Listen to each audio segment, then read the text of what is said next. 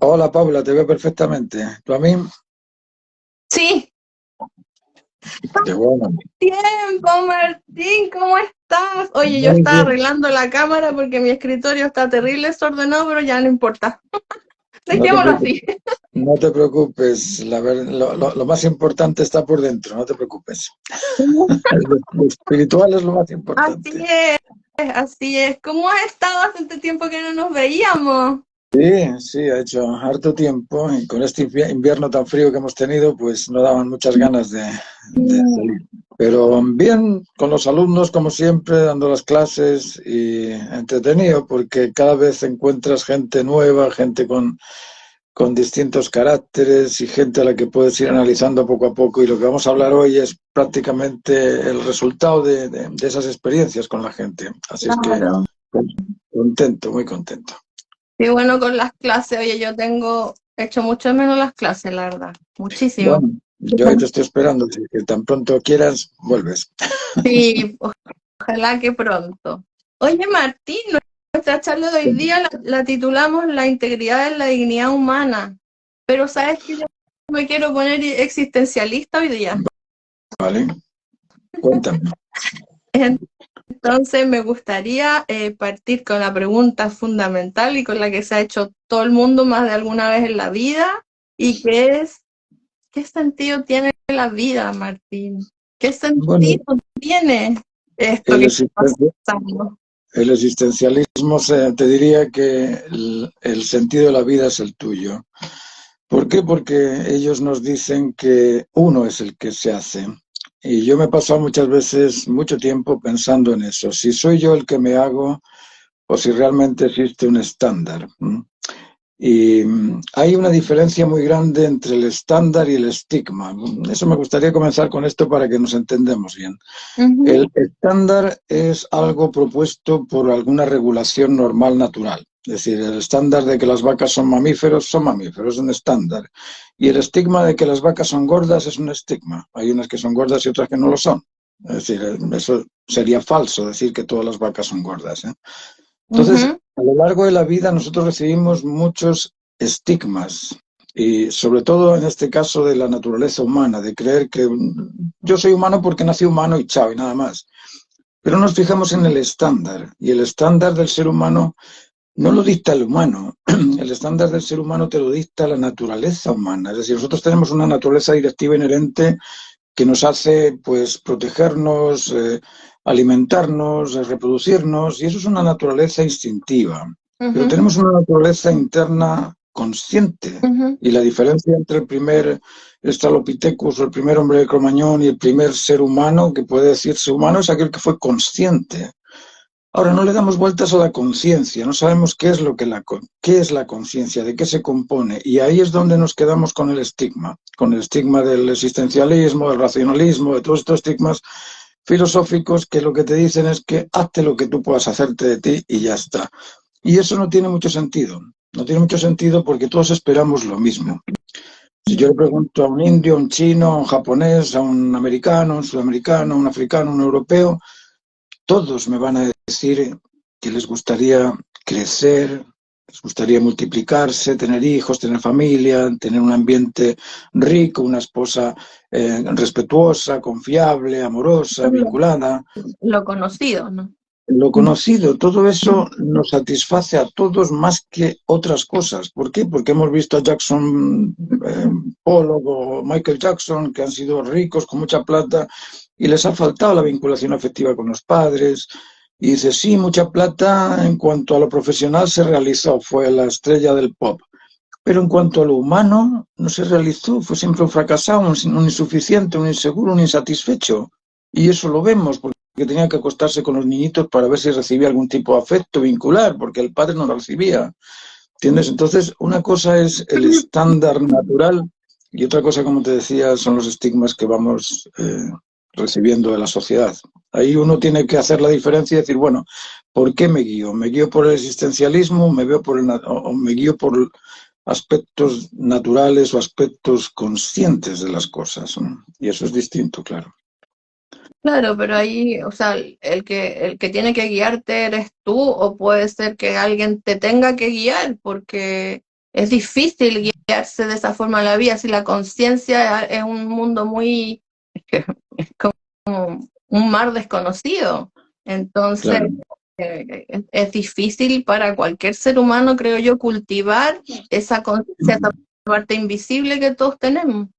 Hay una dupla. Por un lado tenemos todo el bagaje histórico, tenemos no sé si 20.000 o 200.000 años de existencia humana, pero en ese bagaje histórico hoy tenemos la virtud de disfrutar de medios de comunicación que nos hacen ser capaces de apretar un botoncito y recibir conocimiento inmediato. El problema es que tenemos demasiado conocimiento y no tenemos los planos de la existencia humana, de la naturaleza humana. Entonces, claro, se necesita de alguien que los haya encontrado, alguien que diga, mira, te puedo decir cuál es la identidad íntegra de la naturaleza humana y después tú la cumples si quieres. Somos libres, autónomos y responsables. Yo solamente te puedo indicar que el ser humano por naturaleza es un ser incondicional, por naturaleza. ¿Por qué? Porque todos los seres son incondicionales. Yo veo a las palomas, veo a los pájaros, veo a los perros, veo a los gatos, son incondicionales. El gatito que tengo aquí, cada vez que suena algo, sea donde sea, va corriendo a mirar. Eso es incondicionalidad ante la máxima necesidad. El perrito que tengo aquí, suene lo que suene, va corriendo donde esté. Eso es incondicionalidad ante la máxima necesidad válida para todo. Si yo le pregunto a alguien, a alguna persona, ¿tú crees que todos deberíamos de ser incondicionales ante el máximo deber? Me va a decir, hombre, pero claro, de esa forma no eres egoísta, si no serías un egoísta. Facilito. Número uno, la condición humana es incondicional ante el máximo deber y por eso somos libres. Libertad es la capacidad de optar por aquello que beneficia siempre a todo, porque aquello que beneficia siempre a todo no perjudica nunca nada. Es el término libertad. Ahora, además de eso, tenemos la propiedad de controlar los instintos, el celo y las virtudes. Y de eso, claro, podríamos hablar horas y horas de cada uno de ellos. Pero esa capacidad del autocontrol la tiene todo humano. Y eso es lo que nos diferencia de las vacas, de los toros, de los perros, de los gatos, de los animales. El que somos capaces de autocontrolarnos y tenemos una capacidad sensible global, una capacidad intelectual global, universal, y una capacidad de motivación universal. Nosotros podemos unirnos todos y vamos a Marte. Fíjate que ya está mandando... ¿Quién lo iba a pensar hace 100 años? Y estamos yendo a Marte. ¿Por qué? Porque la conectividad de todas las mentalidades humanas, cuando se reúnen, pueden hacer cosas grandiosas. Ahora, si somos egoístas, pues no vamos a llegar. ¿Por qué los islámicos no van? Porque los islámicos están trabajando para ellos con Dios. Y es una cosa muy existencialista, como tú decías. Entonces, claro, son diferencias en la forma de ver las cosas. Y otra cosa que... ¿Esta conciencia es del ser humano o o sea, también de los animalitos y de la naturaleza en general? Es Porque que hay una... ¿qué es y de qué se compone la conciencia? ¿Qué es? La conciencia es un sistema operativo y está compuesto por la sensibilidad, la recognición y la voluntad. Es decir, todos los animales tienen sensibilidad, tienen algún tipo de cognición y algún tipo de motivación o de voluntad. Todas las especies, todas son intencionales, selectivas y poderosas. Desde la ameba, desde la minúscula bacteria que veas por ahí hasta el elefante más grande. Todos tienen intencionalidad, selectividad y poder. Ahora, esa intencionalidad en el ser humano es una captación de sentimientos y sensaciones universales. Nosotros tenemos un sentimentalismo extraordinario. Fíjate que están pasando cosas en Rusia y nos afectan. Están pasando cosas en África y nos afectan. Hoy pasó no sé qué en el colegio y nos afecta. Yo ni siquiera lo he visto, pero nos afecta el hecho de que 30 niños hayan sido quemados, ¿entiendes? Ese tipo de sensibilidad universal solamente la tenemos los seres humanos. El perro que tengo yo aquí se va a preocupar de su sector y va a echar a los perros de acá. Pero si yo salgo con el perro por la calle, se acabó. Se acabó. Ahí él no se preocupa de nada. Luego, tenemos esa sensibilidad universal dentro de la conciencia. Ahora, nuestra conciencia original es parte de la protoconsciencia cósmica, es decir, es parte de la ordenanza que ordena el orden natural. La naturaleza está ordenada en base a un orden. A mí lo que siempre me ha molestado es por qué la ciencia, que te dice que existen astros, que existen átomos, es decir, te dice lo que es más grande, lo que es más chico, ¿por qué la ciencia no busca eso que conecta a los dos, a lo más grande y lo más chico, que es una ordenanza? Y esa ordenanza que hace fluir el movimiento de los astros, hace fluir el movimiento de los átomos. Entonces se preocupan de ver qué es la partícula, dónde está el bosón de Higgs, dónde está el agujero negro, y no se preocupan de cuál es la ordenanza natural que ordena toda la naturaleza. Esa ordenanza tiene 7 aspectos fundamentales que son importantísimos de comprender porque son los aspectos de nuestra conciencia, que es la conectividad. ¿A quién no le gusta estar conectado? ¿Tú has visto alguno que se aparte a la montaña y diga, ya, yo voy a vivir allí? Sí los hay, sí los hay. Hay gente que por un trastorno mental se apartan, pero sí. Monjes, pero ¿y los monjes del Tíbet son trastornados? No, los monjes de Tíbet no se apartan, van de vez en cuando a la gente y van a hablar con la gente y a contarle sus cosas y después se marchan a la montaña a meditar, es decir, a pensar qué es lo que podían hacer, pero ser independiente totalmente de todos no existe, aunque sí puede existir, no es que no existan así de una forma global, hay gente que, yo por ejemplo, yo me aíslo de todos, si te fijas yo estoy viviendo en un sitio aislado, pero me aíslo por razonar, me aíslo por pensar, me aíslo por no contaminarme. Y aquí va con esto, a la conciencia. La conciencia es la suma de sentimientos o sensaciones, de conocimientos o convicciones y la suma de experiencias que hayas tenido. Todo eso está dentro de tu neurocórtex, por si lo quieres poner en términos científicos, eso está dentro de tu conciencia.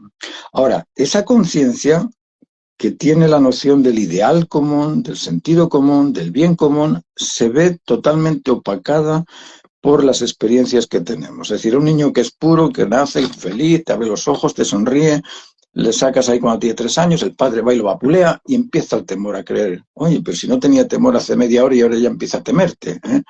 Y después le dices que le vas a comer y le quita la cuchara y empieza a desconfiar. Y todas esas nociones adquiridas, que son aspectos ficticios, aspectos estigmas, como te decía ahí al principio, todos esos estigmas acaban por opacar nuestra naturaleza original. Y en lugar de ser sensatos, nos hacemos insensatos, simplemente porque dudamos de la gente. Mira, esto que explico yo llevo años diciendo que conozco la identidad humana y puedo dar clases de ello.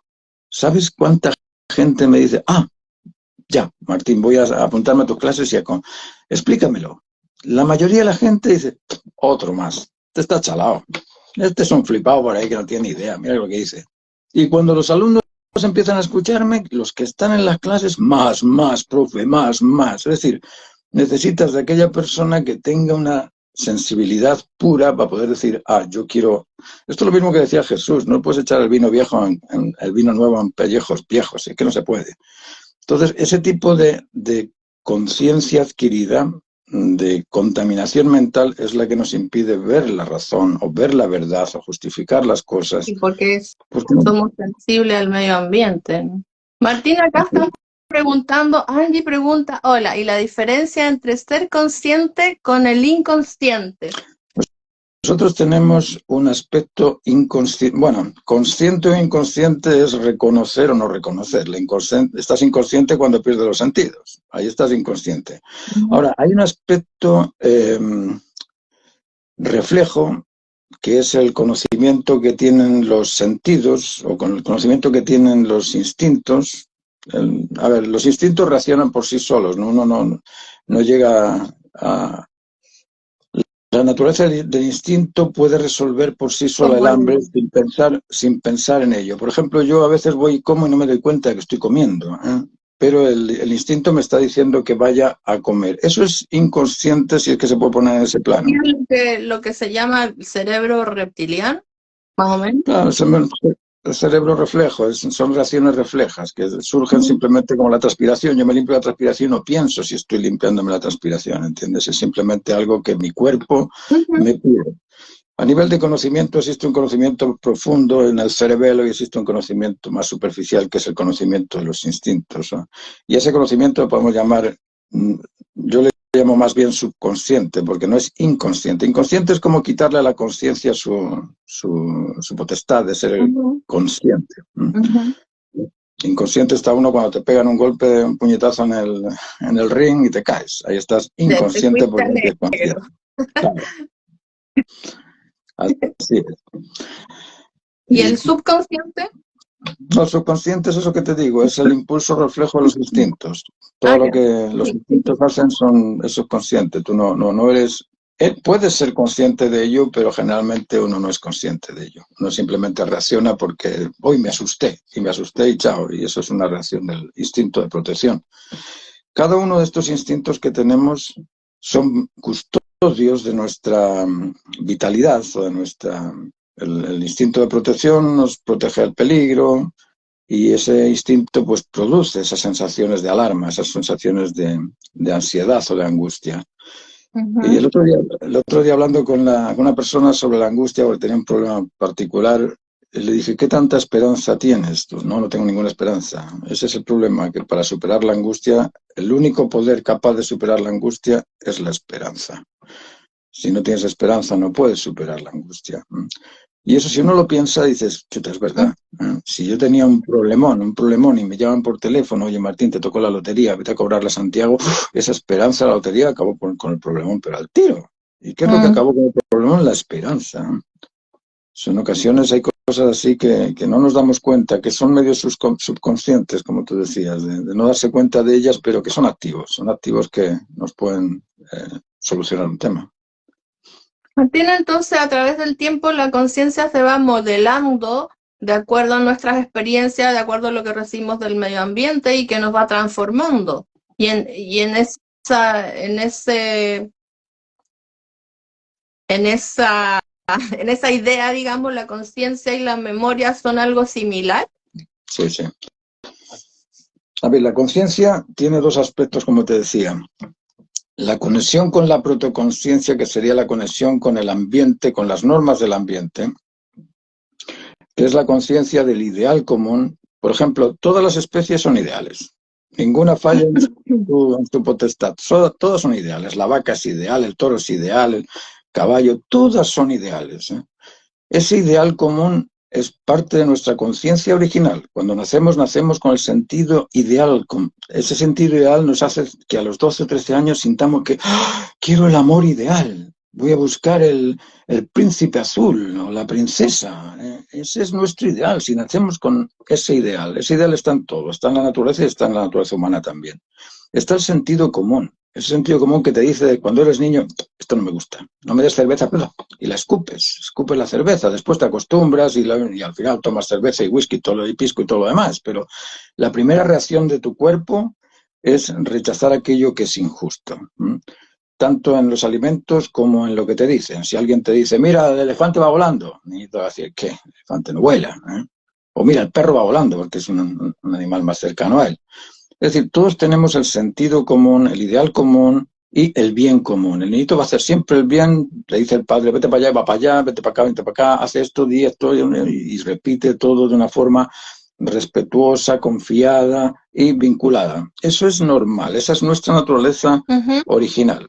Si esa naturaleza, si los padres entienden eso y dicen, este niño es una persona, ya desde que nace, y lo tratan como una persona, no como un niño, no como alguien reducido de, oh, Juanito chiquitín, bonitín, ese tipo de cosas. No, Juan y Juan. Ya es Juan, es un niño y empieza a tratarlo de una forma normal. Ese niño a los 4 o 5 años te va a salir en esos concursos del Good Talent, o no sé qué, algo de talent, sé que es sobre los talentos, pero ves ahí a niños de 4 años, de 3, de 5 años y los ves enfrentarse a 400 personas con una autoestima que dices, qué padres, madre mía. Ojalá fuesen todos los padres así.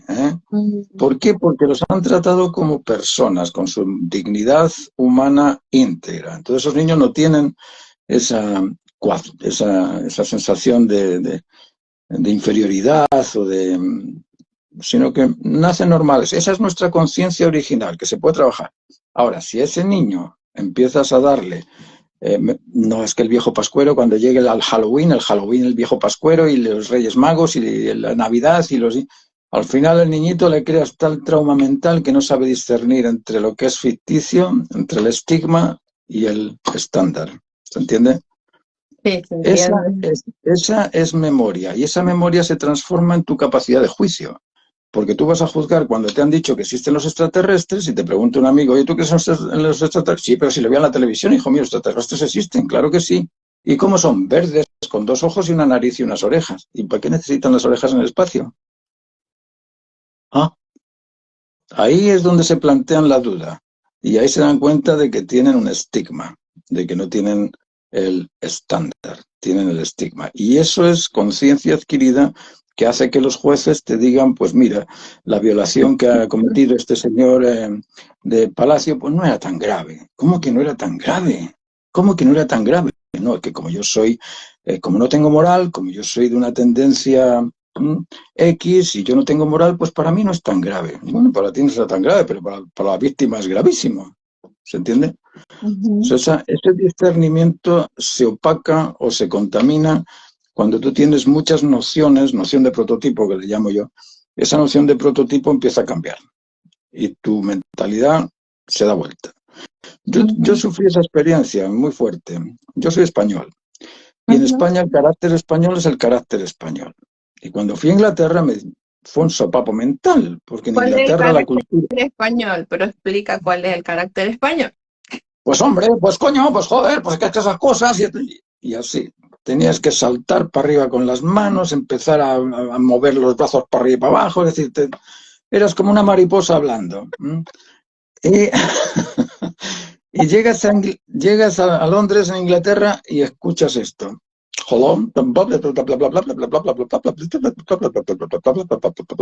No mueven nada más que los labios. Entonces, mi mentalidad, mi conciencia, la conciencia española se transforma, se tiene que transformar porque tiene que adecuarse al medio ambiente y ahí empiezas a controlarte. Yo pensé que en España ya estaba siendo español, ya estaba con el prototipo español contento, pero ahora me di cuenta de que soy distinto. Y cuando vine a Chile, en Chile otro golpazo, porque el chileno es muy distinto.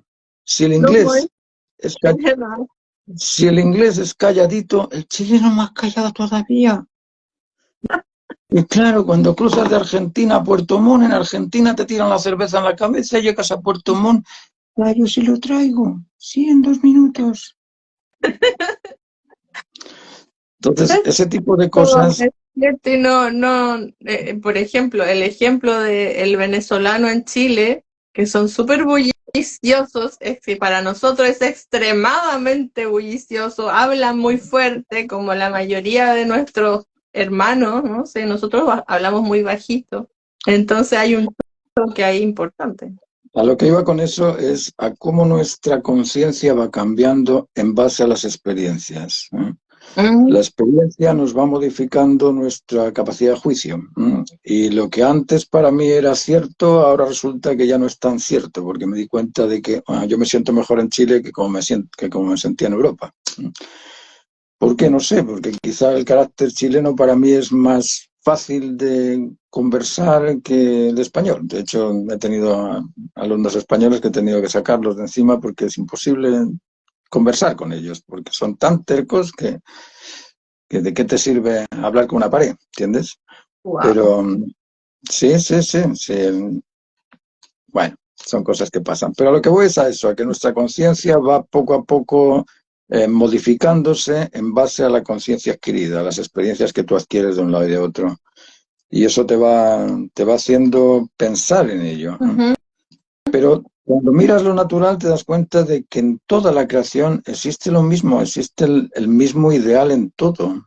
Todo crece, se multiplica, ejerce un control o dominio de ciertos, en el caso de los animales, de cierto espacio, en el caso nuestro, el control y dominio de todas las cosas, porque tenemos control de los instintos, control del celo, control de las virtudes, control del pensamiento, control de la palabra, es decir, tenemos una habilidad tremenda. El problema es que no nos fijamos en ella y no nos damos el tiempo. Nos gusta más divertirnos que ser felices. A veces nos confundimos en eso. Pensamos que la felicidad viene de divertirnos. Y la felicidad viene de corregirnos. Pues sí, conozco mucha gente que piensa que la felicidad está en divertirse. Y bueno, al menos a mí no me parece que eso sea muy, muy de felicidad. Cada uno encuentra la felicidad en aquello que cree, pero la experiencia es la que te dice que si puedes corregirte, en cada aspecto que te corriges, te sientes satisfecho. Y esa satisfacción es más rica que el chocolate. creo yo, no sé.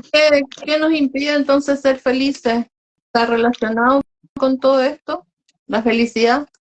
A ver, habría que ver a qué se le llama felicidad, porque para mí la felicidad son varias cosas. Por un lado es sentirme satisfecho, sentirme seguro y sentirme suficiente. Si yo me siento suficiente con lo que hago, satisfecho con lo que hago y seguro de lo que hago, pues no tendría por qué no sentirme feliz. Ahora, la felicidad plena viene de los vínculos, de los mayores vínculos que tienes. Yo, por mucha plata que tenga, si tengo un buen amigo, prefiero el amigo de la plata. Y si tengo un buen hermano, mejor que el amigo. Y si tengo un buen padre, mejor que el amigo y que el hermano. Y si tengo una buena esposa, mejor que el amigo, que el padre y que el hermano. La vinculación afectiva intrafamiliar, eso es lo que te demuestra que eres seguro, suficiente y satisfecho. ¿Por qué? Porque para conseguir el vínculo con alguien, primero tienes que confiar en ese alguien y ese alguien tiene que confiar en ti. Y para confiar, primero tienes que respetarlo y ese alguien tiene que respetarte a ti. Y para respetar y confiar tenéis que compartir los dos el mismo ideal. Y el ideal de vida, no el ideal de somos los dos artistas, eso no vale. Es el ideal de vida, es decir, bueno, ¿cuáles son los principios que nos mueven a los dos a vivir?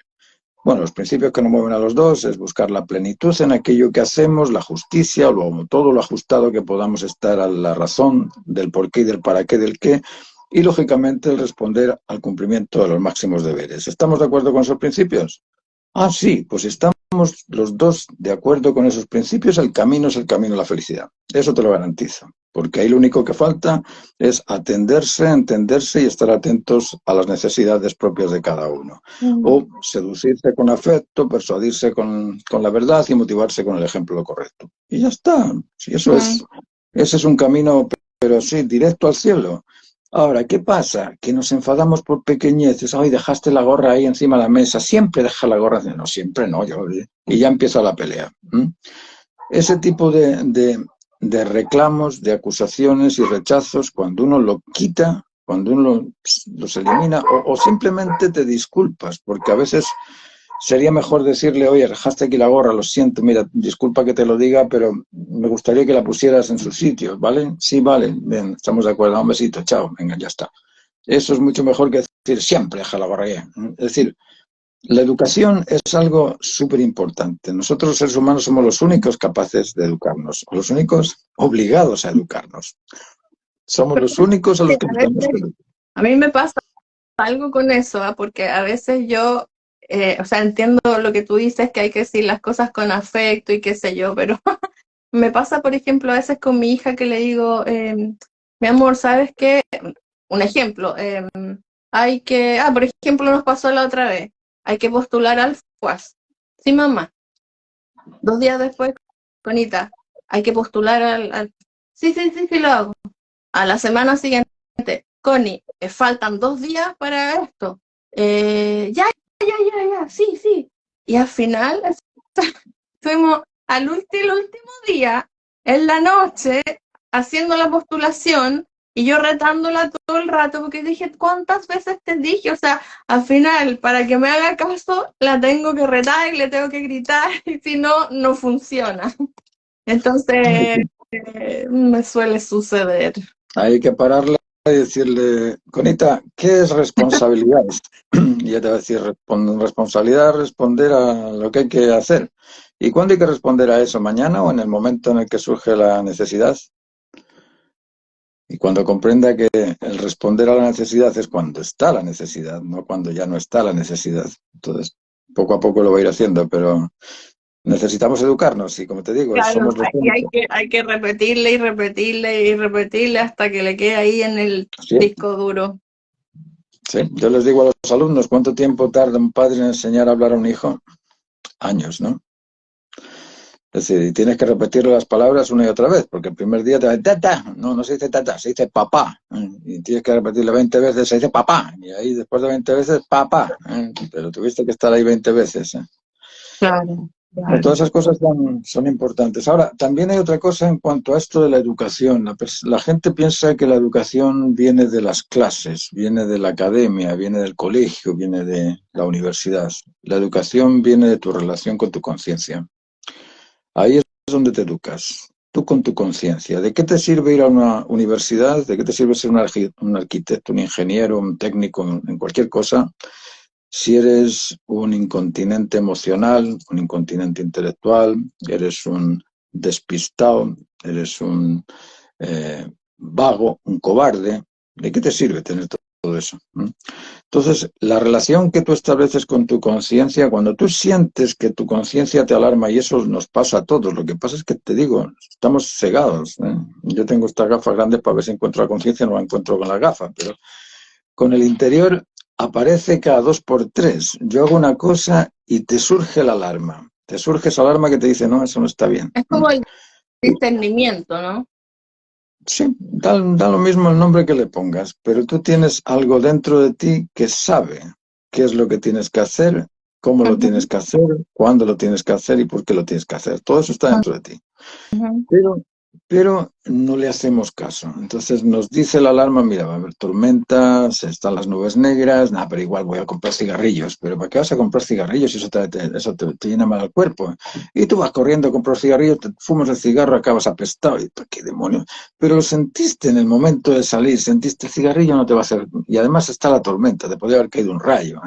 Es decir, ese tipo de pequeñas nociones. Yo a veces lo digo también con los alumnos, digo, mira, la naturaleza habla con nosotros de una manera tan clara y no nos damos cuenta porque ¿quién es el que nos dice que tenemos hambre? La naturaleza. Es la naturaleza directiva inherente al instinto que nos dice tienes hambre, tienes que ir al baño, tienes que lavarte porque te pica, tienes que afeitarte porque la barba... Es decir, todo eso nos lo dicen los instintos. Y igual que nos hablan los instintos, nos habla la sensatez en el momento que queremos decir algo. Cuando tú hablas con alguien y subes el tono de voz, al tiro sientes, me estoy pasando, debería acomodarme un poco, siento que estoy ofendiendo al otro, todo ese tipo de pequeñas vibraciones las tenemos no sé si en el neurocórtex o en el occipital o en el temporal o en qué parte del cerebro, pero la tenemos ahí dentro. La conciencia no está en el cerebro, pero bueno. En el prefrontal. Fíjate que todo esto del cerebro a mí me lleva a... Yo sueldo también, de vez en cuando hago soldaduras. Y en la soldadura, no sé si te has dado cuenta que cuando coges el electrodo y lo acercas al fierro, no puede tocar el fierro. Tiene que estar cerquita pero sin tocar. Y lo que toca el fierro es algo que no ves, es la energía. Y la energía no está en el cable, no está en el cable de la luz, no está en el cable de cobre. El cable del cobre la energía va alrededor del cable del cobre. Nuestra conciencia es lo mismo. Tenemos el cerebro que es la masa encefálica que está ahí y cada uno de los sensores de los surcos de Silvius o bueno, todos estos surcos que tenemos por ahí, todas las ramificaciones están para percibir algo, pero lo que percibe está afuera, está en el campo electromagnético que te hablan los físicos o los químicos, o está en el campo consciente, yo le llamo protoconsciencia porque es esa conciencia del ambiente que está en todas partes. Eso está afuera y el cerebro es un activo receptor y retransmisor. Tenemos las células, por ejemplo, perciben y responden. Los neurotransmisores perciben y responden. Las hormonas perciben y responden. Lo mismo pasa con nuestro cerebro. Ahí tenemos el tálamo, el hipotálamo y todas estas cosas, masas celulares que tenemos ahí son perceptivos que reaccionan al ambiente. Luego la conciencia está fuera del ser humano y cuando te mueres dejas el cuerpo, pero la conciencia no ha estado nunca en el cuerpo. Entonces es como decirte, mira, cuando se me rompe el electrodo se acabó la electricidad, ¿no? La electricidad sigue estando ahí, el electrodo es el que se rompe. Y eso te da también una tranquilidad muy grande cuando sabes que tú eres algo inmortal. Algo que no está. Ser y estar es muy curioso. Tú cuando alguien te pregunta quién eres, que dices yo soy No dices yo estoy Luis, yo estoy Martín. Yo soy Luis. Pero ser no es estar. Ujú. De eso somos todos conscientes. Todos sabemos que tenemos una entidad interna y esa entidad interna no tiene nada que ver con lo externo. Sí. Mi necesidad no está en la boca, mi necesidad no está en el paladar, no está en el estómago. Mi necesidad es algo que está en mi conciencia y eso que necesito, eso que descubro porque lo reconozco y lo llamo conocimiento, porque la información está afuera, pero el reconocimiento está dentro. Y eso que me motiva, esa fuerza que me motiva a actuar, no sale de la masa encefálica, no sale de la sangre, no sale de los tejidos ni de los Porque huesos. me acuerdo cuando yo era chica, bien chica, no sé, habré tenido unos 5 o 6 años y me acuerdo que me miraba en el espejo, no, yo creo que estaba un poquito más grande, cerca de los 10. Me miraba en el espejo y decía yo que no era yo. Yo lo que estoy ahí no soy yo. Y pensaba, ¿quién soy? Y decía, a ver, empezaba a decir, yo me llamo Paula, pero qué raro es tu nombre, Paula. Paula. Como, ¿quién soy? No, yo no soy Paula. Era como bien consciente para ser tan chica y tengo esos recuerdos súper, súper grabados. ¿Qué es eso? Porque esa entidad, como dices tú, es como, a ver, está, pero no está. Es como que no la uso, o sea, sé que la tengo y anda conmigo para todos lados, pero siempre hay como una tendencia a estar como en un personaje, ¿no? Yo tengo una charla que hablamos de vivir y existir, qué es la vida y qué es existir, y qué de las dos es más importante. Y en esas diapositivas que tengo hablamos mucho de eso, de lo que es existir y de lo que es vivir. La vida es un conjunto de fuerzas que permiten una consecución de algo, eso es vida. Conjunto de fuerzas que alimentan las raíces para que el árbol crezca, el conjunto de fuerzas que te alimentan a ti, el conjunto de fuerzas que te sirven para moverte, para actuar, eso es la vida. Pero la existencia es la recognición de algo. Es decir, si yo te digo a ti que si conoces a Miguel Soria, ¿lo conoces? Uh-huh. ¿Existe Miguel Soria o no existe? Uh-huh. Miguel Soria, ¿no? No lo conozco. Me imagino que existe, pero no sé quién será. ¿Y por qué te imaginas que existe si no sabes si existe? Sé sincera, ¿existe o no existe para ti? Ah, no, para mí no. Obvio, Pero obvio que no existe. habrá alguien que se llame así. Bueno, Miguel Soria es mi hermano. Fíjate qué curioso, acaba de existir. ¿Viste que ahora ya existe? Ahora ya es el hermano de Martín. Ya reconociste que Miguel Soria es el hermano de Martín. ¿Qué pasa con Velázquez, por ejemplo? ¿Existe o no existe? Yo le digo a la gente, ¿existe Velázquez? Me dice, no. ¿Cómo que no existe? ¿Por qué hablas de él? ¿De quién estás hablando? De Velázquez. ¿Y quién es Velázquez? Una idea. Es una idea. Es decir, ahora resulta que Velázquez se transformó en idea existente. Y no muere esa idea. Esa idea no pasa. Miguel Ángel no muere. Miguel Ángel está en la mente de los artistas y sigue ahí. Los artistas hablan de Miguel Ángel sin saber no tienen ni idea de cuántos kilos pesaban, de cuántos años vivió, de que si tenía barbas o no tenía barbas, si era lesbiana o homosexual. No tienen ni idea de quién era Miguel Ángel. Pero Miguel Ángel existe en sus mentes. Ahora, dime una cosa. Tú eres Paula y Paula tiene una imagen en idea de lo que es Paula, ¿verdad?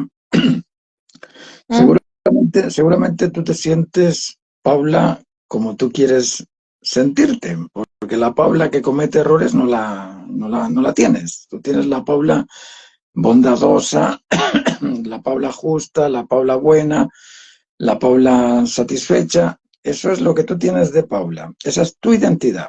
Ahora, si yo le pregunto a tu hija y le digo, hija de Paula, ¿cuál es la imagen o la idea que tú tienes de tu madre?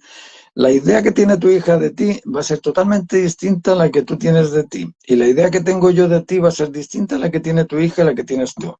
¿Cuál es tu realidad entonces? Todas, ¿o no? Todas, absolutamente todas. Todas las versiones que tú proyectes en los demás es tu identidad. Claro. Esa identidad existe, va a existir cuando tú, no lo quiera Dios, pero cuando tú te vayas, ¿va a seguir existiendo en mí, en tu hija o no? Claro. Obvio, eso no muere. Esa entidad en idea sigue perpetuándose en el conocimiento por los siglos de los siglos hasta que se olviden todos. Porque tienen que olvidar. Basta que uno te reconozca para que puedas seguir existiendo. Es decir, Sócrates no se sabe si existió o no existió. Unos dicen que sí, otros dicen que no. Pero todavía, 2500 años después de supuesta existencia de Sócrates, seguimos hablando de Sócrates. ¿Sócrates existe? Sí existe. ¿Está vivo? No, no está vivo. Por eso que nosotros cuando hacemos arte, la mayoría de los artistas piensa, quiero dejar algo. ¿Qué es lo que quieres dejar? Recognición. Eso es lo que quieres dejar, recognición. Ahora vamos a ponernos en otro aspecto. Ponte con el origen creador del universo. El origen creador del universo crea todo el universo y nadie lo reconoce. ¿Existe el origen del universo? Nadie lo reconoce. Pero sí existe. Nadie lo reconoce. Tú estás asumiendo que existe sin que nadie lo reconozca. Si nadie lo reconoce, es como que no existe, pero sí existe, ¿o no? No es como que, no es como que, es que si no hay nadie que lo reconozca, no existe. Porque para que exista necesitas al menos que uno lo reconozca. ¿Se entiende? ¿Por qué ese origen nos ha creado a nosotros? Porque si nosotros lo reconocemos, existe. ¿Cacháis? Ahí le estamos haciendo existir. Cuando el humano dice, bueno, todo acto se debe a una razón que lo justifica necesaria. Y esa razón que justifica todo acto es una razón intencional, selectiva y poderosa. Luego necesitamos un origen, el origen de todo acto es un origen intencional, selectivo y poderoso. Mi lógica me lleva a decir que ese origen es el origen intencional, selectivo y poderoso de todo lo creado, porque todo es intencional, selectivo y poderoso, ¿entiendes? Entonces yo reconozco ese origen como una energía primaria, una primera energía universal, y esa primera energía universal para mí es ese origen. Ahora, yo puedo hacer el estigma o la estigmatización de decir, no, yo creo en un origen como yo. Tiene barba, tiene bigote y anda caminando por las nubes. Eso es un estigma. Claro, y de ahí al infinito, con las religiones distintas y todas las ideas que uno se hace y las propias ideas que uno tiene a través de la vida, porque cuando yo era chica pensaba que era alguien que está en una nube con una barba blanca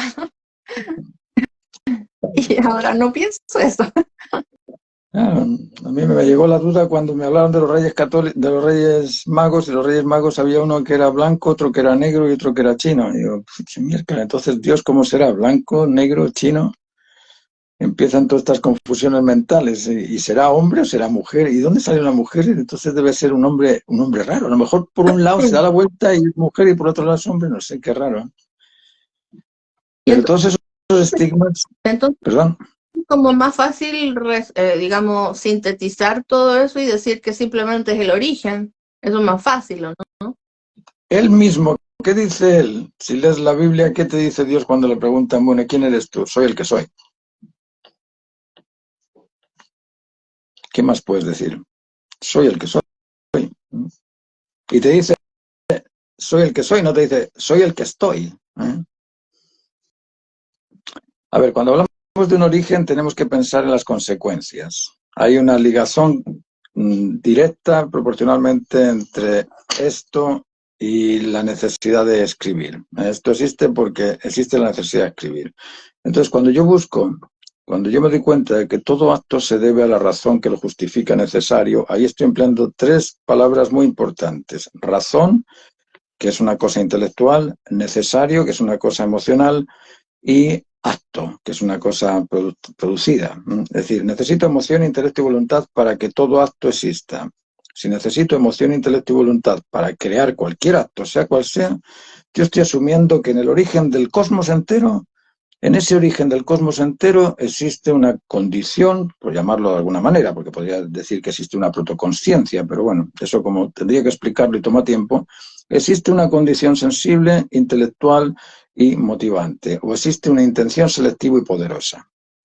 A eso, mira, yo tengo aquí 5 palabritas que podríamos ir una tras otra para demostrarte que es sumamente claro y científico el proceso de la recognición del origen. Ahora, lo que no puedo afirmar es si ese origen tiene piernas y camina, o si estornuda y padece de, no sé, de algún tipo de enfermedad. Yo no puedo llegar a eso, ¿entiendes? Pero sí puedo llegar a decir que es un origen intencional, selectivo y poderoso que debe tener atributos de captación, atributos de retribución y atributos también de ajuste entre esa captación y retribución. Que por lo demás eso existe en la energía. Cualquier energía que tú ves un rayo. ¿Qué tiene el rayo? Capta. ¿Qué es lo que capta el rayo? ¿Dónde está el negativo? ¿Dónde está la Tierra? ¿Dónde está el aspecto negativo? Porque yo soy positivo, tengo que buscar el negativo. Y va directo al negativo. Y ahí hace las tres palabras que te decía: intención, selección y poder. Y eso lo ves en la energía eólica, en la energía térmica, en cualquier tipo de energía. Da lo mismo qué energía estudies, la energía va a ser intención, selección y poder. Ahora, ¿qué es la fuerza? Presión, intensidad y potencia. Y sabemos que la energía se transforma en fuerza. Y cuando hablamos de la vida, ¿qué dijimos que era? El conjunto de fuerzas. ¿Y cómo empieza la vida? En el alumbramiento. ¿Y quién es el que te alumbra? La primera fuerza vital. El espermio con el óvulo no funcionan por sí solos. Necesitas del alumbramiento. Y se han demostrado últimamente que en ese momento de la concepción surge una especie de relámpago eléctrico y eso, claro, hay un rayo de luz, hay un relámpago eléctrico al que le llaman la fuerza vital, y esa fuerza vital es la que contiene el ADN. Esa fuerza vital es la que te conecta toda la información necesaria para que las otras fuerzas empiecen a funcionar. Porque la vida es el conjunto de fuerzas que permiten la consecución de un propósito. Ese propósito hay que darlo. Si no se lo da algo o alguien, o en este caso es la fuerza vital, te da esa inyección del ADN, y con esa inyección del ADN, vale, va a salir este viejo pelado como está ahora aquí contigo. Pero este viejo pelado tuvo un origen en esa inyección, en ese alumbramiento. Eso, bueno, la gente que está contaminada te va a decir que no, que el niño nace cuando sale del útero y ahí cuando pega el llanto, ahí es cuando empieza a ser niño. Pero resulta que la fuerza vital ya estaba trabajando desde el momento de la concepción. Sí. Entonces, hay muchas cosas que se aclaran cuando uno comprende todo esto de la identidad íntegra del ser humano. Muchas. Se te aclaran hasta postulados políticos y religiosos y filosóficos y todo lo demás, porque la naturaleza, como te digo, es el estándar donde puedes encontrar el ideal, el bien común, el sentido común. Y lo que nos da la gente que no está interesada en buscar ese estándar es contaminación mental. Y a veces es bueno hacer esto que hago yo, de salirme de la sociedad y decir, no, yo prefiero estar 8 horas pensando en lo que observo que estar pensando en lo que me dijo el otro que no comprendo y no puedo entenderlo porque es confuso. Y además estar en contacto con la naturaleza, que es donde pertenecemos, porque que es difícil en una ciudad como tan grande tener algún tipo de contacto con la naturaleza de la que, o sea, con la que tenemos ay, no sé, yo encuentro que es como súper importante tener ese fiato, es como la tierra, es como casi el origen, ¿no? Es lo que tú decías de estos shaolines, de estos templos en Corea o por ahí, que se van al cerro a pensar. Uno necesita estar fuera. Yo cuando estaba en Madrid o por ahí pensaba, me leía la teoría de Darwin y creía que éramos producto evolutivo.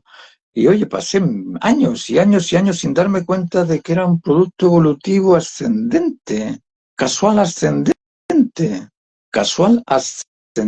casual a mejor y siempre a mejor. Y un día se me encendió la bombilla y dije, pero ¿cómo? De modo que si la teoría de la evolución te dice que es todo al azar y todo está secuenciado en una ascendencia concatenada, ¿cómo es posible? ¿Cómo es posible que al azar yo vaya subiendo escalones y haciéndome cada vez mejor? Es que es estúpido, ¿no?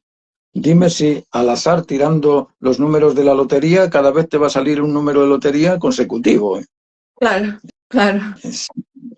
Pero necesitas de estar solo pensando en ello para poderte dar cuenta de ello, porque si no, si estás enredado en las labores de familia o labores de trabajo, lógicamente estás todo el día aturdido por un montón de necesidades que no son las fundamentales, pero que te has comprometido a ellas y no tienes más remedio que resolverlas.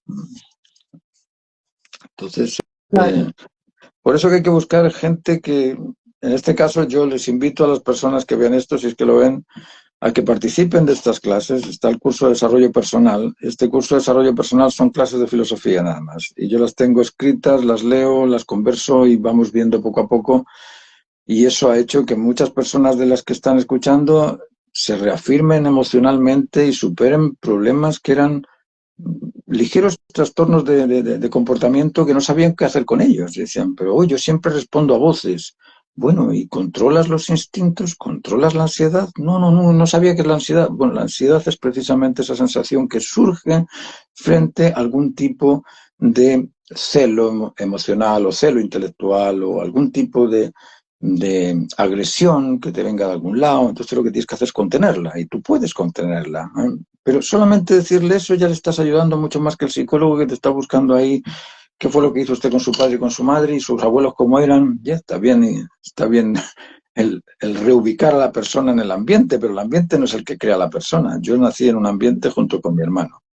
Yo, frente al autoritarismo de mi familia, me rebelé y me fui. Mi hermano, frente al autorismo de mi familia, se sometió y se quedó. Su carácter es un carácter sometido, mi carácter es un carácter, no tiene nada que ver con estar sometido, ¿entiendes? Entonces, el ambiente sí te puede afectar en algunos casos, pero uno también tiene la capacidad de salirse del ambiente. Sí, sí, totalmente. Dice acá, ¿qué piensa Martín del luto? Del luto, ¿verdad? Esos son del luto, entiendo que es el duelo por alguien que se ha muerto, dices. Duelo, sí. Es que yo no, mira, esos son situaciones culturales. El luto en Corea te visten de blanco y ponen una gran ofrenda y aplauden y se ríen y bailan todos cuando se mueren. Claro, nosotros los españoles nos vestimos de negro, nos metemos ahí a llorar y nos ponemos cebollas en la cara para que todos vean que estamos llorando cuando ni siquiera tenemos ganas de llorar. Todos esos son costumbres y las costumbres. Una cosa es el ser humano. Y en eso hay que pensar en el primer humano originario. Yo siempre hablo de eso, no sé si se llamaba Adán o se llamaba Pepito o Juanito, no sé, a lo mejor era inglés, se llamaba Jonathan, ¿eh? Pero no importa el nombre. Ese primer ser humano debía de tener unas ideas políticas, ideas filosóficas, ideas religiosas, debía de ir a la iglesia los domingos, debía de celebrar el Halloween, debía de comer turrón aquí en el invierno, en España se come el turrón en el invierno. ¿Debía seguir algún tipo de costumbres? ¿Qué costumbres podría tener el primer ser humano? La única costumbre de estar en contacto con la naturaleza. La única costumbre de ese primer ser humano sería encontrar a su complemento, porque sería con el que mejor se llevaría. ¡Qué romántico, Martín! Ya era romántico el primer hombre.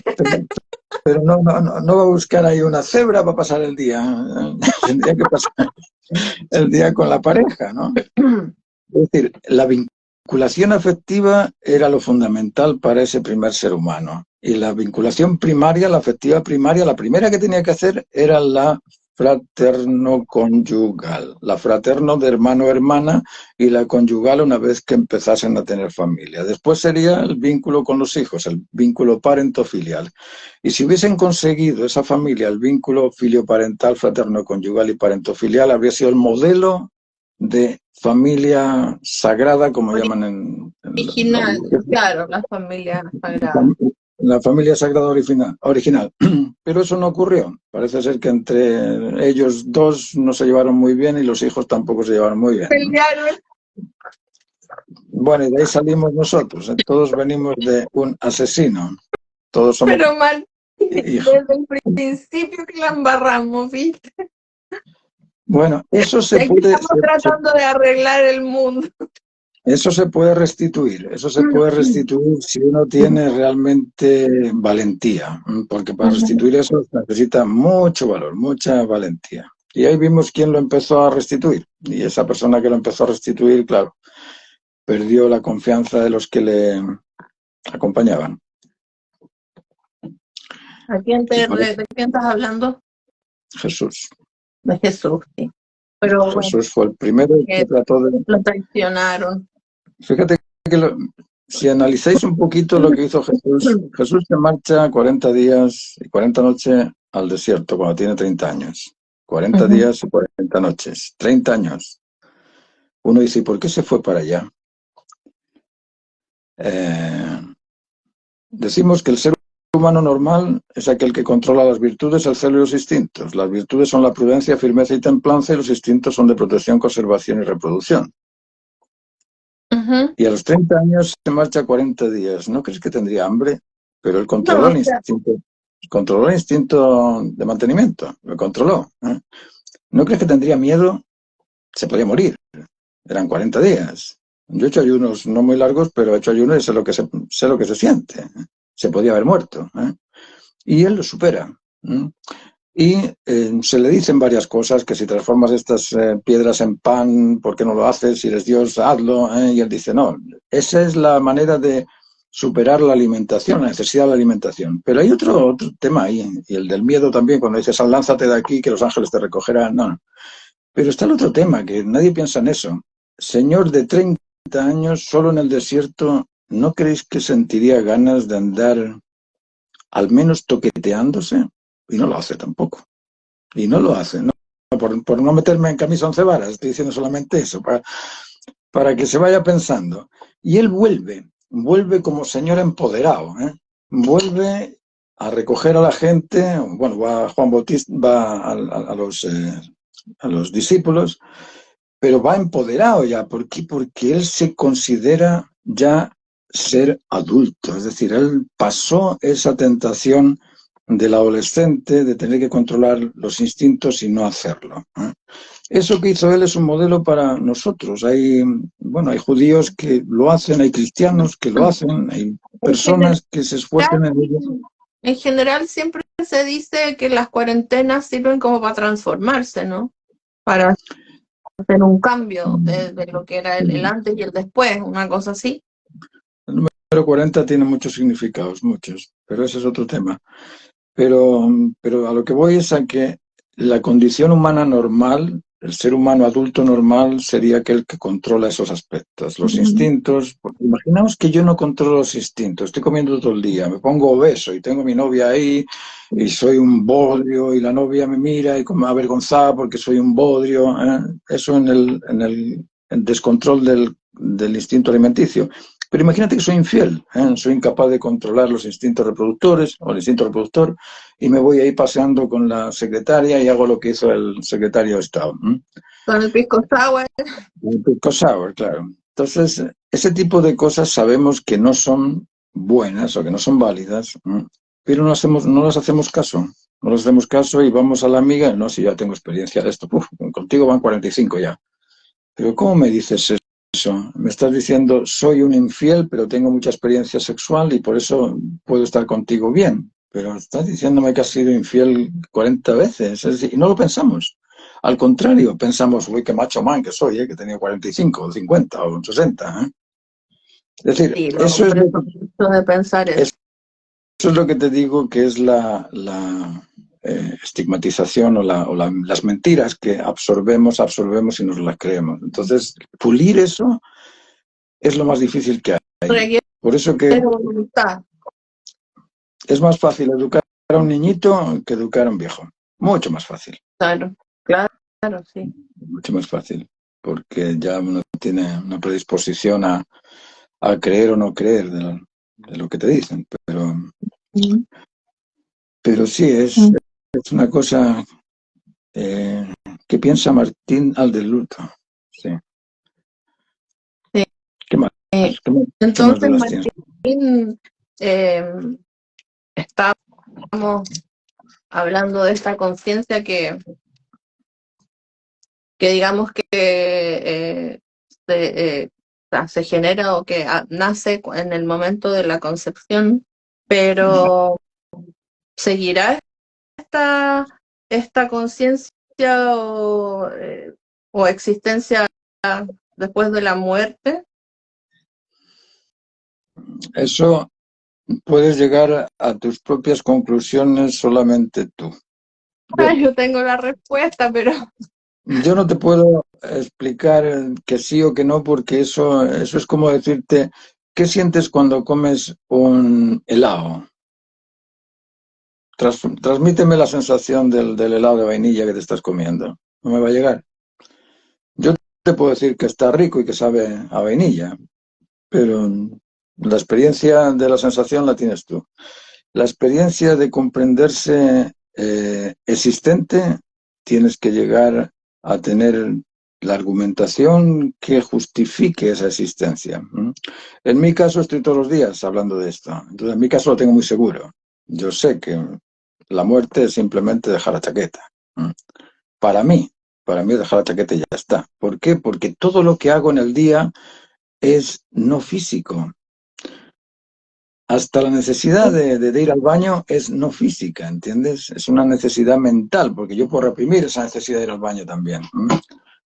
Es decir, todo lo que hago no es físico. Entonces, ¿cómo van a decir que cuando termina el físico se termina todo lo que no es físico? Si es que es como decir eso, mira, se rompió el electrodo y ya se acabó la electricidad.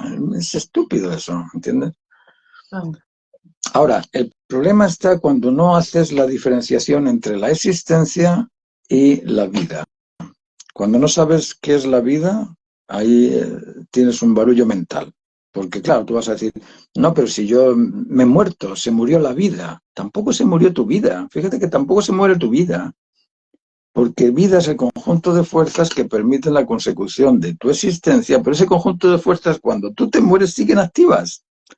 Siguen activas, los gusanitos se van a alimentar contigo y eso es energía que transmites, no sé, la oxidación de los huesos se van a oxidar y eso es oxígeno de la misma fuerza que te está alimentando, que es el oxígeno del aire que llega a la sangre, esa misma oxidación va a quedar ahí, es decir, no se murió la vida tampoco, lo único que se acabó fue el proceso de consecución de la experiencia acumulada que has logrado durante tu existencia. Y esa experiencia que has logrado, pues... Durante la estancia en la densidad de la materia, ¿no? Hay una cosa muy importante. Nosotros cuando estamos en el vientre de la madre somos fetos, ¿no? Y esos fetos tienen piernas, pero no caminan. Tienen brazos, pero no tocan nada. Tienen boca, pero no hablan. Tienen ojos, pero no ven. Si se chupan el dedo y todo, Martín, sí se tocan. Sí, hasta ahí nada más, pero no juegan al tenis, ¿eh? Y tienen ojos, y no ven, y orejas, y no oyen, ¿eh? Nosotros tenemos aquí lo mismo. Nosotros estamos en el vientre de la Tierra, o en el vientre del cosmos, como lo quiera llamar, y tenemos cosas que no son para el vientre del cosmos. Por ejemplo, la conciencia. La conciencia no camina, no pesa, no mide, ¿eh? El conocimiento, el convencimiento, las sensaciones, los sentimientos, nada de eso está para esta Tierra. Si en la Tierra no existe nada de eso. Yo no puedo darte medio kilo de sentimientos contados en lonchas, ¿o sí? No puedo. Es decir, cuando hablamos de masa, de densidad, de materia, nos damos cuenta de que eso ni siquiera existe, porque lo que existe es un poder que hace que los átomos se muevan, un poder que hace que los astros se muevan, un poder que nadie comprende, pero es un poder. ¿Y ese poder de dónde viene? De una potencia activa. Esa potencia activa es la potencia activa de todo el cosmos, ¿eh? Y nosotros somos una potencia activa de esa potencia activa. Es decir, a mí cuando me dicen, oye, fíjate que el cuerpo del feto está adquiriendo volumen, peso, densidad, huesos, carne, para salir a lo mismo que hay acá, carne, huesos, tierra, bueno, ahí la Biblia te lo dice, somos barro. Bueno, eso es, somos barro. Pero para ser ese barro tiene que hacerse ese barro. Nuestra conciencia es lo mismo. Para poder existir en ese mundo consciente, tenemos que hacernos conscientes nosotros. El tema ahí es muy importante con las normas de la creación. Allá no son las normas de la naturaleza humana, son las normas de la creación. Y en la creación existen ciertas normas que son muy importantes. Te voy a contar 3 que son las facultades fundamentales. Una es la conectividad. Si no somos capaces de hacernos conectivos como los perros, los gatos, los caballos, Fíjate que las mariposas van volando, las encuentra un pájaro y se las come. ¿Y tú crees que la mariposa le va a odiar a ese pájaro? Le va a decir, oye, mira, fracturaste el ala derecha, eres un mamón, eres un... No, existen conectados, existen en conectividad. Los que se comen a los otros, ¿cómo se llaman? Hay animales que se comen unos a otros. En la cadena trófica existen los depredadores y los depredados. Depredador y depredador. ¿Tú crees que alguno se queja? Alguna cebra, cuando viene el león a comerse, la cebra dice, ya verás, le voy a contar a todas las cebras, se van a unir todas y te van a dar de castañas, ¿eh? Se defienden. Al menos igual se asustan. Se defienden, ¿no? Sí, sí, claro. Se defienden, pero no hay vamos a hacer aquí una reunión. Me encanta. Todo se entrega voluntariamente a ser conectivo. Y esa conectividad parte de una dualidad complementaria. Y esa dualidad complementaria es lo de los depredadores y depredados, o masculino y femenino, positivo y negativo, estambre y pistilo en las plantas. Esa dualidad complementaria existe ahí. Y esa dualidad se conecta en los valores de lo pleno, lo justo y lo completo. Cuando comprendemos eso, yo sé que soy un ser conectivo. Si me muero voy a seguir buscando la conectividad, porque sé que soy conectivo. Ya estoy adoctrinado, convencido, motivado, y ya sé que mi futuro es conectarme. Si tengo esa facilidad de conectarme, yo puedo ser parte de la energía eólica, de la energía cinética, si es que estoy aquí, porque a lo mejor ni siquiera nos quedamos aquí, a lo mejor nos vamos a otro tipo de energía arriba que es conectiva de otra manera, no sé. Eso ahí estamos imaginando nada más. Pero tengo que tener desarrollada esa habilidad conectiva. Ahora, ponte en el caso contrario. Yo soy un introvertido, un marginal, soy un tipo que odio a todos son malos, todos son... Y salgo con esa conciencia, resulta que voy a este espacio donde todo está conectado y yo soy desconectivo total. ¿Me voy a sentir bien? ¿Me voy a integrar? No. Pero fíjate que todo lo que veo es conectivo, es decir, la realidad de las cosas me está diciendo que yo soy el equivocado. Yo no puedo defender esa idea que tú me decías del existencialismo, de yo me hago a mí mismo como yo quiero, porque no funciona así. Yo soy un deber cumplirme de acuerdo con el estereotipo de naturaleza humana o con el estándar de la normalidad humana, y si comprendo ese estándar me realizo, y si no lo comprendo me quedo a dos velas, me quedo marginado totalmente. Y eso que te hablan del cielo y el infierno no es ni más ni menos que eso. Es adquirir la naturaleza de tu existir o no tener la naturaleza de tu existir. Cuando tú no conoces la naturaleza de tu existir, estás muerto. Ya en vida estás muerto, porque no disfrutas, no eres suficiente, seguro ni satisfecho. Y esos tres aspectos son categóricos. Martín, y todo este orden, o la ordenanza y la naturaleza humana que es tan divina, y más la conciencia, etcétera, ¿para qué o por qué estamos acá? ¿Porque venimos a cumplir algo o qué? ¿Cuál es la idea, digamos? Todo tiene dos propósitos, todas las cosas tienen dos propósitos, somos duales. Entonces tenemos el propósito individual y el propósito colectivo. El propósito individual es hacerme suficiente, seguro y satisfecho. Ese es el propósito individual. Y el propósito colectivo es precisamente hacerme suficiente, seguro y satisfecho en la protoconsciencia cósmica, en la identidad natural, en esto que te decía de ser conectivo, dual complementario, centrado en los valores de plenitud, justicia y cumplimiento del deber, rechazar aquello que es desordenado, desarrollarte en tu identidad propia. Es decir, ¿por qué está el hombre? ¿Por qué se creó al hombre? Por lo que te decía, el cosmos sin hombre no tiene ninguna existencia, no existe el cosmos sin hombre. Necesitas al hombre que lo reconozca, y al reconocer el cosmos reconoces al creador. Entonces, ¿por qué los padres tienen necesidad de un hijo? A ver, ¿por qué?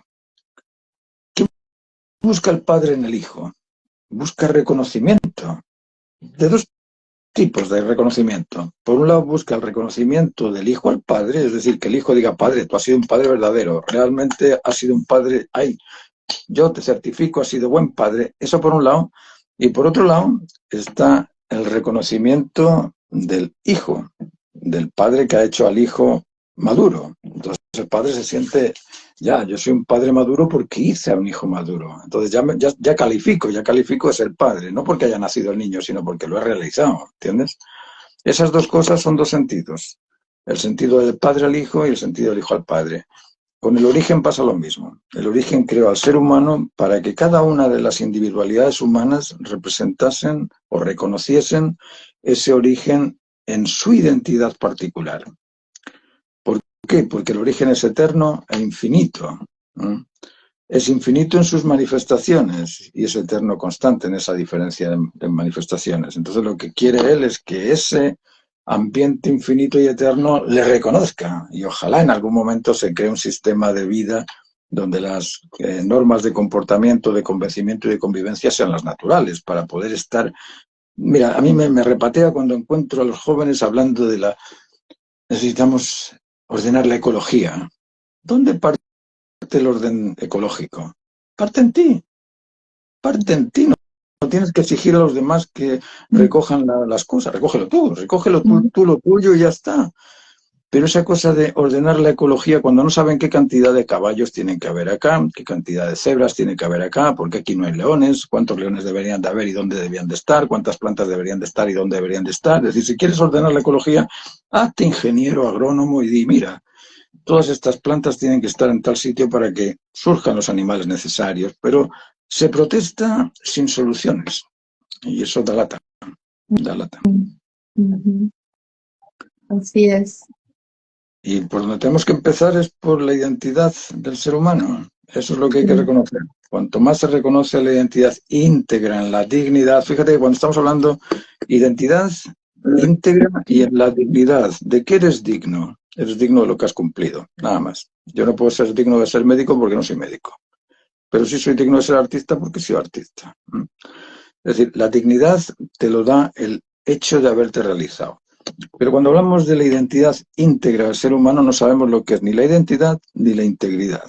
Y la integridad del ser humano es la suma de estos aspectos que te digo, de ser incondicional ante el máximo deber, de ser capaz de controlar las virtudes, el celo y los instintos y comprender todo eso, porque las virtudes hay que pasarse ahí un par de días de clases, los instintos otro par de días de clases y una vez que adquieres esa potestad o ese dominio te empiezas a sentirte seguro de ti mismo, te empiezas a sentirte también suficiente en cuanto al trabajo que estás haciendo y te empiezas a sentir satisfecho. Y ahí reconoces tu identidad, ahí dices, ya, yo soy un ser humano distinto porque me llamo Martín y soy distinto a Paula. Y la identidad distinta la reconozco. No estoy ahí pensando, pero ¿en qué será Paula distinta a mí? A lo mejor si me hago transa puedo ser igual de guapo que Paula también. Porque no, uno tiene que saberse identificar con lo que es. Y claro, esas cosas toman su tiempo. Y mira, pronto van a empezar a salir personas que hablen de esto. Yo veo tantas cosas ahí en los Twitter y TikTok y todo esto de gente que te empieza a motivar para ir no sé, a meditar al campo, o sé positivo, o busca la felicidad, o mejora la conciencia, o mejora los recuerdos. Y uno dice, pero ¿por qué no lo dirigimos a lo que es realmente esencial, a la columna vertebral del ser humano? Vamos a buscar la identidad íntegra del ser persona.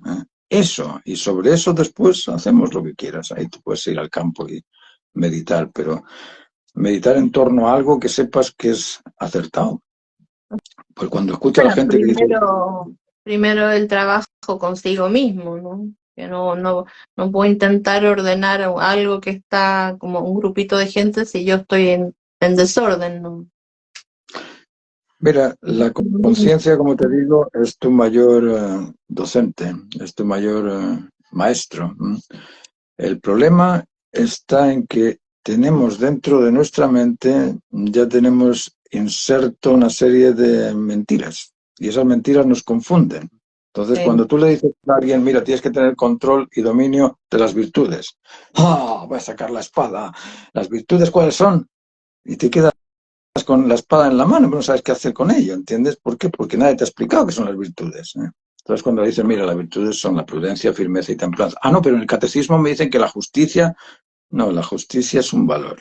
La justicia no es una virtud. La virtud es un servidor custodio. Los valores son estados. El amor es un estado, ¿eh? Tú estás enamorado cuando te sientes en ese estado compartiéndolo con tu complemento. Ahí estás enamorado. Pero no puedes estar enamorado cuando estás amando y el otro no te responde. Ahí estás deseando, pero no estás amando. Es decir, son estados. Una cosa es la justicia y otra cosa son las virtudes. Entonces, cuando comprendes las virtudes y dices la prudencia, ¿cómo se domina la prudencia? Pensando en el efecto que va a causar esa decisión que voy a tomar. Si yo me acostumbro a pensar de esa forma, a ver, voy a salir de la casa, ¿qué puedo hacer? ¿Qué tengo que llevar? Cuando vuelva voy a volver bien. Ya lo pensé y ahí no estoy siendo imprudente. Pero si soy imprudente, pues lógicamente se me va a caer el palo encima, voy a chocar con alguien, yo qué sé, voy a ser un desastre. Entonces, cada una de estas virtudes tiene un proceso de desarrollo de su conquista o de su dominio, que no es el dominio que uno pensaría, que este es un machista porque tiene que controlar y dominar a... No, no es así. El dominio es cuidado, es cuidar, nada más. Yo cuando cuido las cosas no pasa nada, pero cuando me defiendo de las cosas, ahí sí, ahí me victimizo y estoy agrediendo al otro. Esas son cosas interesantes de comentarlas, interesantes de analizarlas. Y... Me encanta hablar de estos temas, Martín. Me fascina. ¿Tú tienes hora? Tengo hora. ¿Qué hora es? Tengo las 10:15. No te puedo creer. Sí. Entonces nos pasamos. Martín, pensé que era como 9:45. Hablar contigo siempre se hace corto. Siempre sí, hablar contigo. Martín, entonces lo dejamos para otra vez y invitemos a todos los que nos vieron. Yo lo voy a dejar escrito a que si quieren participar, ¿no es cierto? Así es. Yo tengo una parte... ¿Estás haciendo alguna clase o estás haciendo algunos en vivos de...? Mira, ahora me dedico más a las clases bueno, yo hago clases de arte, de pintura, y en las clases de pintura hablo también de filosofía del arte y toco estos temas, pero en particular estoy haciendo clases de desarrollo personal, y esas clases de desarrollo personal son más dirigidas a esto, a dotar al alumno de conocimiento para que él por sí solo pueda afrontar esta naturaleza humana y irse desarrollando en ello. Y son sumamente útiles. Yo tengo un par de jóvenes, claro que estas clases lo mejor es recibirlas en pareja. Porque si yo te digo a ti, mira, tienes que atender, entender y estar atento a tu marido, pues va a servirte a ti, pero cuando atiendas a tu marido, como tu marido no sabe que tú tenías que atenderle, entender y estar atento, se va a aprovechar de ti. Va a decir, sigue trayéndome las cosas, que entonces es una cosa... estos cursos son mejor para parejas, para irles orientando y que después ellos vayan practicando poco a poco lo que se les explica. Y existe la página que tengo, martinsoria.com, y ahí hay algunos videos y cosas alternas, así que pueden ir mirando y son entretenidos algunos de ellos. ¿Esa es la de YouTube? No, en YouTube también tengo... No, esa es Martín Soria Pintor. En YouTube es Martín Soria Pintor, sí. ¿Y la que dijiste, la .com? Esa es la página. Esa es una página que estoy construyendo ahora y ahí se pueden meter y si quieren suscribirse, hay 3 tipos de suscripciones ahí. Una para libros, otra para videos. Okay. Así es que, entonces lo voy a dejar escrita ahí en comentarios después, ¿ya? Y después nosotros nos ponemos de acuerdo para otra charla más. Cuando quieras. Yo te agradezco un montón esta hora. Gracias a ti, Martín, te echaba de menos. Bueno. Ya, y después nos comunicamos, ¿vale? Ok. Y muchas gracias a todos que nos vieron. Chao, que estén bien. Que estén muy bien. Buenas noches. Nos vemos. Chao.